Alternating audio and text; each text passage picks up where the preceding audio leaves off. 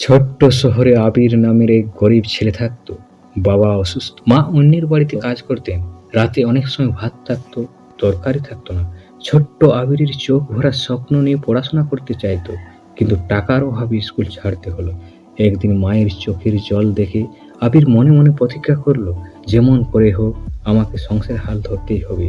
গ্যারেজে কাজ শিখলো, হাত কেটে গেল, শরীর ব্যথায় ভেঙে পড়লো, তবু হাল ছাড়েনি। শেষে খুব সামান্য টাকায় রাস্তার ধারে একটা ছোট্ট পাংচারের দোকান খুললো। প্রথম দিকে অনেকে তাকে তুচ্ছ করে বলতো, এত ছোট দোকান দিয়ে কি হবে, কিন্তু আবিরের হাসি মুখ সবার গাড়ির টায়ার ঠিক করতো। কারো কাছ থেকে বাড়তি টাকা নিত না। তার সততা, পরিশ্রম ধীরে ধীরে মানুষের রাস্তা বাড়ালো, দোকানে ভিড় জমতে শুরু করলো। আজ আবিরের সেই ছোট্ট দোকান অনেক বড় হয়ে গেছে। মা আর অন্যের বাড়িতে কাজ করতে যেতে হয় না। অসুস্থ বাবার চিকিৎসা হচ্ছে।